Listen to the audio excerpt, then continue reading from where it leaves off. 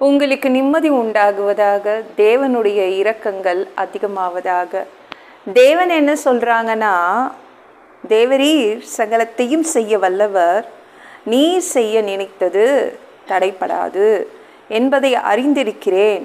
இந்த வசனத்தை தான் தேவன் உங்களுக்கு கொடுக்குறாரு.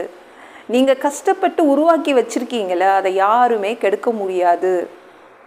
ஏதாலையும் உங்கள் வேலையை கெட்டு போக செய்ய முடியாது, தடை வராது. எதுவும் உங்கள் வேலையை கெடுக்காது. நீங்கள் செய்யணும்னு நினச்சிருக்கீங்களா, அது கெட்டு போகாது. நீங்கள் பிளான் பண்ணி ஒன்று வச்சுருக்கீங்களா, அதுக்கு தடை வராது. சரிங்களா? நான் இது செய்ய போகிறேன், இதில் எந்த தடையும் வரக்கூடாதுன்னு நினைக்கிறீங்களா, யாரும் எந்த சக்தியும் கெடுக்க முடியாது. ஏன்னா தேவ சக்தி உங்களோடு இருக்குது. அதனால் எந்த தடையும், நீங்கள் பிளான் பண்ணி வச்சுருக்கிறீங்களா, அந்த வேலையை யாரும் தடுக்க முடியாது. சரிங்களா? நீங்கள் செய்கிற எந்த வேலையும் கெட்டு போகாது.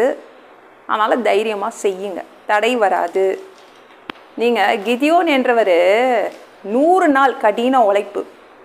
அவர் பயிர் அவர் கோதுமை நல்லா கதிர் விட்டுருச்சு. 100 நாள் உழைப்புங்க. கோதுமை பயிருக்கெல்லாம் மண் கல்லாலாம் இருக்கக்கூடாது, நல்லா பவுடர் மாதிரி இருக்கணும், தூள் தூளாக இருக்கணும். இப்போ எத்தனை தடவை உழுதுருப்பாங்க பாருங்களேன் நம்ம கிதியோனு. அப்படி கஷ்டப்பட்டு 100 நாள் அவருடைய பலன், அது 100 நாள் உழைப்பு. அவனுக்கு என்ன பயனா, இந்த பக்கத்து நாட்டு மீதியானியர்கள் அறுவடை செய்துட்டு போயிடுவாங்களோ பயந்தான். அவன் அதுக்குள்ளே அறுத்துடணும்னு நினச்சான். தேவன் என்ன பண்ணார், இவனுக்கு என்ன பயம், யாராவது கெடுத்துருவாங்களோன்னு. ஆனால் தேவன் அவனோடு இருந்தார். ஓப்ரா என்ற ஊரில் தான் இருந்தான் அவன்.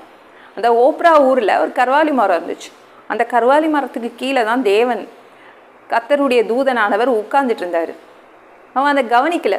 அவனுக்கு என்ன பயம், ஐயோ 100 நாள் உழைப்பு, இது என்னுடைய கடின உழைப்பு, இதை நான் அறுவடை செய்யணும், போரடிக்கணும், என்னுடைய ஆலைக்கு கோதுமையை கொண்டு போயிடணும், அப்படி பயந்தான். ஆனால் தேவன் என்ன பண்ணார், அவனுடைய விஷயத்துக்கு எந்த தடையும் வராமல் பார்த்துக்கிட்டாரு. கர்வாலி மரத்தின் கீழே உட்கார்ந்து பார்த்துக்கிட்டாரு. நியாயாதிபதிகள் 6:12.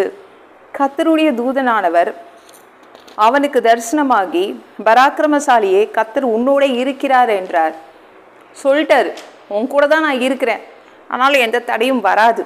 அதுக்கும் நீங்கள் நியாயாதிபதிகள் 6:11 எடுத்து படித்து பாருங்க.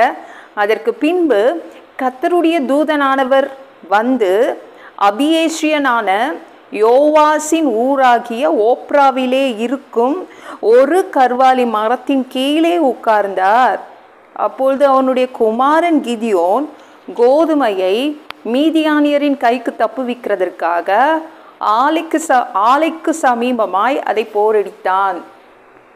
பயங்கர பயம். நம்ம ஃபேக்ட்ரி பக்கத்துலேயே போரடிச்சுக்கலாம், அங்கேயே நம்ம கோதுமையை கலெக்ட் பண்ணி ஆலைக்கு வச்சு ஃபேக்ட்ரியில் வச்சிடலாம், ஆலையில் கொண்டு வச்சிடலாம். அப்படி பயந்தான். யாராவது தூக்கிட்டு போயிடுவாங்களோ, யாராவது கெடுத்துடுவாங்களோ, யாராவது என் கோதுமையை தூக்கிட்டு போயிடுவாங்களோ, அந்த பயம். நீங்களும் அப்படி தான் நினைக்கிறீங்களே, ஐயோ இப்படி பிளான் பண்ணி வச்சுருக்கேன், இந்த நாள் கெட்டு போயிடக்கூடாது, என் வேலை கெட்டு போயிடக்கூடாது, இதுக்கு எதுவும் தடை வரக்கூடாது அப்படி நினைக்கிறீங்களே. உங்கள் திட்டம் நிறைவேறும், யாருமே தடுக்க முடியாது. தேவன் உங்கள் கூட இருப்பார். எப்படி கிதியோனுக்காக கர்வாலி மரத்தின் கீழ் உட்கார்ந்தாரோ, அந்த தேவன் உங்களுக்கு எந்த தடையும் வராமல் பார்த்துப்பாரு.